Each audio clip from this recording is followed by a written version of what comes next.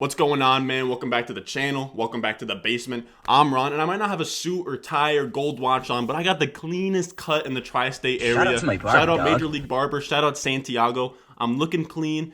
Let me know in the comments. Am I looking nice? I don't know. I tipped Santiago $5. Maybe I should have done more. But today we're getting into the Dynasty stock report. We're selling players. We're buying players. We're fucking selling high, buying low. We are trying to maximize the value on our team. So today I thought it'd be good to look at some of the risers and some of the followers from the Wildcard weekend. If at any point in time you fucked with this video, make sure you go down below, leave a like, subscribe, comment, join the Discord.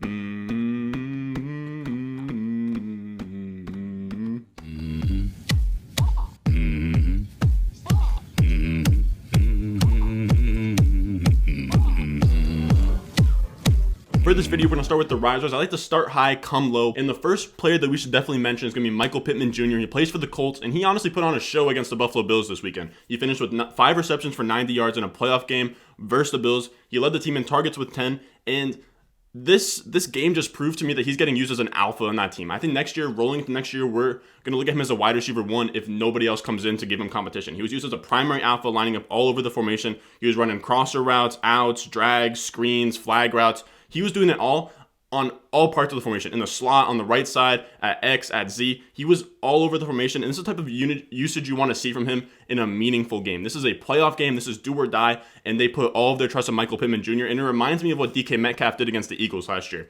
That wild card game, DK Metcalf goes from a guy who runs solely streaks, solely go routes, just running sprints up and down the left side of the field, to being used as the alpha wide receiver over Tyler Lockett in that game against the Eagles. Now, there was sort of like a personal vendetta against him because they took J.J. Arcega-Whiteside over him, which is still probably one of the worst draft picks of all time and why that Eagles team has crumbled so hard. But Michael Pittman, he broke out in a similar way, not in the same exact way because Phillip Rivers and Russell Wilson are two completely different worlds of quarterback. Phillip Rivers couldn't even make it to the fucking end zone on the Hail Mary. I'm not sure he can even throw over 20 yards at this point. So he didn't have the same type of breakout game, but it's clear that he's the guy. T.Y. Hilton wasn't even a threat in this game. He had 5 targets, 2 catches for 32 yards. And if the Colts don't add a receiver to this room in the offseason, I think Michael Pittman is a guy that I'd be very excited for heading into 2021. Moving on, we got Cam Akers. This is somebody that I got to celebrate for. If I had champagne, if I was of age, I'd be pouring one out for Cam Akers. This game that he had against the Seahawks was huge for me. For me, Akers is now officially a top 12 Dynasty running back for me in a playoff game where McVay had no options. Their starting quarterback got murdered by Jamal Adams on the first play of the game. Jared Goff comes in. He can barely even grip the football because he has a thumb injury. They had to lean on Cam Akers, and he came through, man. He won this fucking playoff game for him. He had 28 carries for 131 yards and a touchdown. He had 2 receptions for 45 yards in the passing game. He accounted for 53% of the Rams' total offense on Sunday and was really their only consistent way of getting any kind of offense. He was the offense. He was 53% of that offense, and there wasn't much going on without him. Similar to that game, if you guys remember the Thursday night game against the New England Patriots where they just fed Cam Akers, there's not many guys in the league that you can just put the ball in their stomach and just let them win you the game. Cam Akers has showed that he's that kind of back. Darrell Henderson hasn't really been that much of a factor. You can say what you want about Darrell Henderson, but in the last 3 games, Akers has played with Darrell Henderson. So this is going to be, I think, 16 through 14. Akers has accounted for 80.8% of the RB carries and targets in those games. He's a locked and loaded, purebred workhorse. He is the real deal. He's an all-purpose back. He catches passes. He fucking runs the rock. And for me, I'm buying all the Akers I can. I mean, I already have Akers everywhere, so I'm holding him. But in places where I don't have him, I'm buying him. And it's going to be Cam Akers to the moon in 2021. Speaking of dominant alpha running backs, we got Leo the Great, Lenny the Great, if you will. Fat Leo, anything that you want to call Leonard Fournette. All the memes are going around in the offseason. I'll be honest, I was super high on Leonard Fournette coming into the season if you were following this content going into seasonal drafts last year. And it sucked because he was on the Jaguars. I still thought he would have been great on the Jaguars. When we look at what James Robinson did, I really don't think that Fournette would have been too far off of the Robinson production because he would have been given that same volume, if not more. Now, he goes to the Buccaneers, and he has one of the most disappointing seasons in recent memory. He plays 13 games, has 600 yards from scrimmage. He has 6 touchdowns, and he loses the RB battle against Ronald Jones. But after the stock plummeted past there, it plummeted all the way down to the basement, the stock. The stonk was it was the opposite of the ceiling as the rib. The Leonard Fournette stonk, you could get him for pennies on the dollar, but now his arrow is finally pointing up. I like him as a stock riser because he had 23 touches, 132 yards from scrimmage, and a TD, playing in his best game as a Buck in a playoff game. This was a do-or-die game. He earns Tom Brady's trust. He does it against probably one of the scariest 7-man fronts in the league, Chase Young is one of the scariest dudes on the planet, if not the scariest dude. If Leonard Fournette can string a couple of these performances together in the playoffs and prove that he's a trustworthy back, that he could be a workhorse back in the league, I don't see why going into free agency this year, a team doesn't give him a workhorse offer. But he has to just string these together. I just keep an eye out for Leonard Fournette. Right now is huge for him because if he face plants next game, I'm not sure a team's going to let him be their number one guy. He might just be brought in as a rotational player. So if he can string a couple of these games together and he gets a nice contract, you're looking at an RB1 next year. This last name on the list is going to be not only one player, but a group of players. This is going to be the Steelers wide receiver room. And you might ask me, Ron, what the fuck are we talking about here? The Steelers wide receivers, the stock is up. You had JuJu dancing on logos and fucking just selling his team, just giving other teams endless bulletin board material with the Browns is just the Browns. And you have Diontae Johnson. He struggled with drops all season. You have Claypool giving a bad quote saying the Browns are going to get clapped anyways. The team is the most dysfunctional I can even remember the Steelers being. And this is post Antonio Brown. And then they go 11-0, finish 1-4 in their last games, get bumped from the playoffs, and everything is just falling apart. It's the most dysfunctional group in all of football. All of this regularly would be pointing to stock down. These are all players I'd want nothing to do with. But because of that, they are a buy. And they're not only a buy because of that, but they're a buy because JuJu Smith-Schuster is going to be a free agent in spring of 2021. I think the biggest competitive advantage that you can have in Dynasty is knowing when players' contracts expire, because this is huge. It's huge for JuJu because this was an ugly year for him. He was playing with Big Ben, who you can say what you want about Big Ben, but he's not what he used to be. He's not what he was that year where Antonio Brown and JuJu were number one wide receivers. Then he's competing with Claypool, Diontae Johnson. He's only operating out of the slot instead of being the main guy that can go all over the formation. So it kind of marginalized him as a receiver.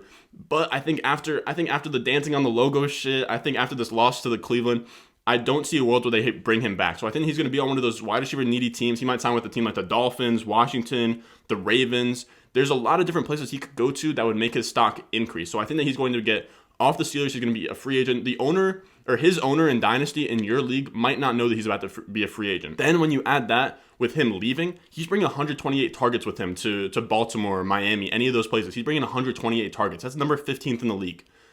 That's going to open up a lot of opportunity for Claypool, Diontae Johnson, even James Washington. I love James Washington out of Oklahoma State. He's a promising recruit. He has that shower corollary with Mason Rudolph. There's a lot of promising young wide receivers on this team. And if JuJu walks and they don't add somebody to replace him, now Claypool, Diontae Johnson are going to be proper outside wide receivers. There's a lot of young, promising wide receivers on this team. And if JuJu walks, Claypool, Diontae Johnson, James Washington all get a big bump in 2021. Then we have the guys that hurt their stock this weekend. And the first guy on that list, Javon Wims. The guy is honestly a joke at this point. I'm not sure how many people even have him rostered in Dynasty Leagues, but I thought I'd bring him up because his situation is just funny. You have his only highlight in his entire career is against the Saints this year, where he just comes out of nowhere and just socks this cornerback for the Saints. He just socks him out of nowhere. I think he gets suspended. Somehow he still is on the team. He literally he's in year 3. He was drafted in the 7th round, and somehow he still has a roster spot. And his only spot to show anything was this